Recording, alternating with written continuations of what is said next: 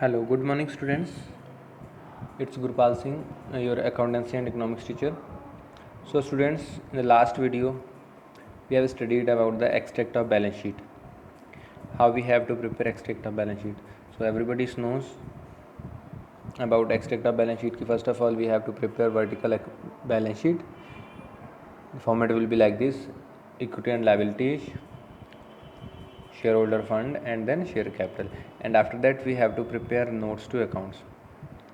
And in notes to account, the first one is authorized capital, then is issued capital, then after that there is subscribed capital. What? Subscribed capital. Okay, so all these things we have studied in the last videos, and as well as I have explained about the journal entry using question number 5. If shares are issued at par, then how we have to pass journal entries. Okay, now in this video, students, today we will study if partners introduce some assets at the place of cash as well as he brings cash. So means consideration will be other than cash, and how we can pass journal entries. So you can see on the screen, this is question number 10. Vimal Limited purchase machinery of 9,90,000 from Kamal limited. अब विमल ने machinery किससे खरीदी है? कमल से. The payment to Kamal was made by equity shares. ठीक है, अब उसको पेमेंट किससे हो रहा है? इक्विटी शेयर से.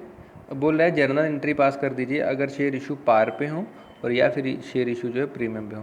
तो देखिए, सबसे पहले तो जो एसेट्स को ख़रीदा गया है, so for that you have to pass a journal entry. So prepare format बना लीजिए ज़रा. Date, particular, ledger folio, amount and amount. ठीक है. नाउ अगर विमल मशीनरी खरीद रहा है कमल से, तो क्या रहा है? मशीनरी आ रही है ना, तो पुराना रूल लगा कर क्या एंट्री बन जाएगी? Machinery account debit to Kamal limited. भाई क्रेडिट कौन हो गया? किसने बेची है?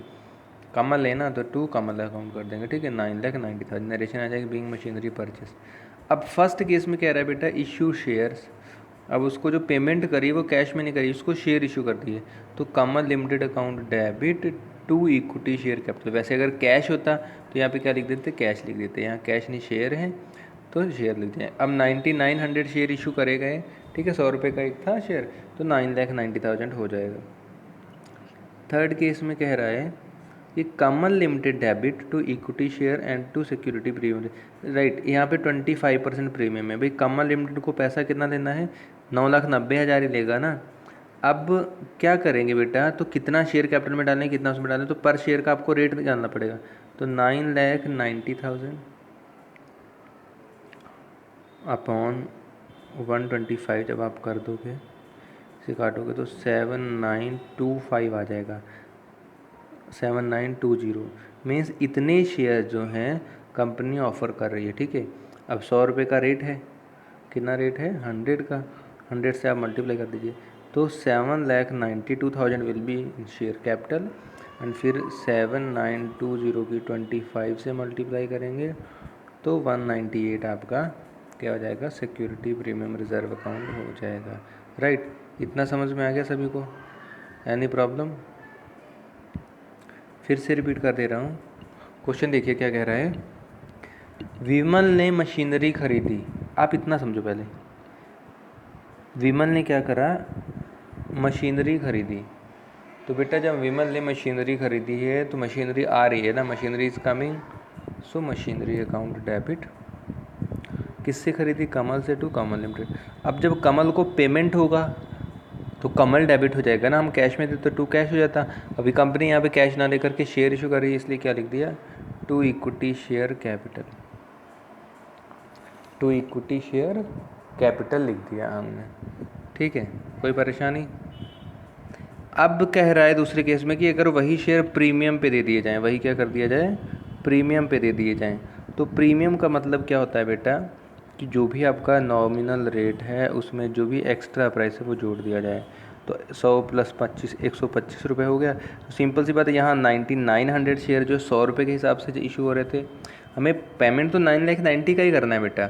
ठीक है, बट हमें शेयर्स की वैल्यू घटानी है। अगर हम शेयर महंगा कर देंगे, for example we can take an example कि if you are purchasing a pen, you are purchasing pen of costing 10 rupees, you can purchase 2 pen. If you are purchasing pen of costing 20 rupees, then you can purchase only 1. तो same thing यहाँ पे है, जब premium लग गया तो share महंगा हो जाएगा, तो उसमें कम शेयर खरीदे जाएंगे कंपनी के द्वारा, ठीक है। तो 792 इधर आ जाएगा, 198 इधर हो जाएगा, ठीक है। तो एंट्री क्या बनेगी आपकी, Kamal limited debit to equity share capital account और टू रिजर्व अकाउंट, ठीक है। आगे समझ में, कोई डाउट? देखिए चलते हैं अगला क्वेश्चन पे। This is question number 13। Question is X limited to cover the assets of Y limited, T limited. In this question X is purchasing assets of the T limited. X किसके असेट्स खरीद रहा है, टी लिमिटेड के, right. क्या क्या खरीद रहा है, लैंड एंड बिल्डिंग 20 लाख की, स्टॉक 5 लाख का, डेटर्स 250 के, क्रेडिटर्स 2 लाख के, ठीक है। X Limited purchase consideration buying issuing bank overdraft of 16 lakh and 50,000 equity shares of each at 20% premium. At 20 each at 10% premium. अब क्या कह रही है कंपनी कि उसने बैंक ड्राफ्ट 16 लाख का दे दिया, चेक दे दिया, जो बचा हुआ था उसको 50,000 इक्विटी शेयर दे दिए 20 रुपये के रेट से और 10% प्रीमियम है। अब 10% निकलता बेटा किस पे, वो निकलेगा आपका जो नॉर्मल रेट दे रखा है, यानी कि प्रीमियम कितना लगाया उन्होंने, 2 रुपये। कितना लगाया, 2 रुपीज़ प्रीमियम लगा दिया, राइट। अब जो जो असेट्स आए थे, मैंने कहा ना when ever company purchase assets तो डेबिट कर देंगे। तो फॉर्मेट बना लीजिए please, note down format. Land and building debit 2 lakh, stock debit 5 lakh, sundry debtors debit 250, goodwill debit 1,50,000, ठीक है। टू सन्ड्री क्रेडिटर्स 2 लाख, जो बेटा लाइबिलिटी होती है उसको कंपनी क्रेडिट में कर देती है, ठीक है। अब देखिए इतना टोटल हमारा हो गया 25 लाख, उसमें से 2 लाख के क्रेडिटर हैं, तो परचेस कंसिडरेशन कितने का हो गया, 27 लाख का। कितने का हो गया, 27 लाख का। अगर ऐसे समझ में ना आ रहा हो आपको तो आप इस तरह से भी कुछ समझ सकते हो कि बैंक ड्राफ्ट 16 लाख का, ठीक है, शेयर कितने के दे रहे हैं, 10 लाख का, 26 लाख, सिक्योरिटी प्रीमियम कितना जा रहा है, 1 लाख, तो 27 लाख आपका परचेस कंसिडरेशन वाई लिमिटेड से हो गया, ठीक है। कितना, 27 लाख। अब जब 27 लाख हमारा ये हो रहा है और 2 लाख या 29 लाख और ये हमारा कम हो रहा है, यहाँ गुडविल नहीं दे रखा है, तो बेटा जो बैलेंसिंग फिगर है वो आपकी गुडविल से आ जाएगी और गुडविल आपकी हो जाएगी 1,50,000, राइट।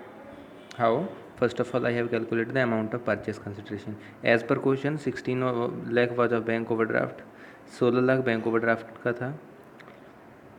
50,000 इक्विटी शेयर 20 रुपये के हिसाब से 10 लाख के हो गए, और वही 50,000 पे 2 रुपये प्रीमियम भी था, तो 1 लाख ये हो। जब जो टोटल कर रहा तो परचेस कंसिडरेशन कितने का लगा, 27 लाख का। असेट्स हमारे पास जो आ रहे हैं वो 27 लाख से कम आ रहे हैं, ठीक है। और 2 लाख हमारा क्रेडिटर्स है, तो 29 में से जब हमने माइनस करा तो 150 डेबिट कम रह गई, तो उसको बैलेंसिंग फिगर हमने किससे कर दिया, गुडविल से, ठीक है। अगर यहीं पे this will be greater and this will be lower, तो आपको टू कैपिटल रिजर्व से बैलेंसिंग करनी थी। किसे करनी थी, कैपिटल रिजर्व से, ओके। किसे करनी थी, कैपिटल रिजर्व से। तो फर्स्ट एंट्री पास हो गई, नोट कर लीजिए। Second, now total money to be paid to Y is 27 lakh, तो 27 lakh account debit to bank account 16 lakh, to equity share capital 10 lakh और to security premium reserve 1 lakh रुपये, ठीक है। वाई लिमिटेड था, 16 लाख बैंक ओवरड्राफ्ट से पे किया गया ना, इसलिए टू बैंक अकाउंट लिख दिया गया। 10 लाख रुपए इक्विटी शेयर कैपिटल से दिया गया, इसलिए 10 lakh to equity share capital account लिख दिया गया, ठीक है। और 1 लाख आपका सिक्योरिटी प्रीमियम रिजर्व का था। किसका था, सिक्योरिटी प्रीमियम रिजर्व का। So that I have written here. फिर से रिपीट कर दूँ, ये जो आपका 27 लाख है आपको पहले निकालना पड़ेगा, ये क्वेश्चन में क्लियर दे दिया गया है। 60 लाख उसको चेक में दिया गया और 50,000 यानी कि 10 लाख के 50,000 इंटू 20 के इक्विटी शेयर इशू करे गए। सिक्योरिटी प्रीमियम 1 लाख दिया गया, तो टोटल अमाउंट जो बना वो कितना बना, 27 lakh, right. Any problem? This video we have discussed 2 numericals and including security premium reserve.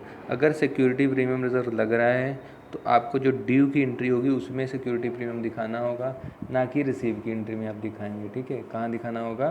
Due की एंट्री में प्रीमियम बेटा दिखेगा, रिसीव की एंट्री में कभी भी नहीं दिखेगा। Keep in your mind this thing and I hope आपको समझ में आ गया होगा। So thank you students for watching this video. Bye bye, take care.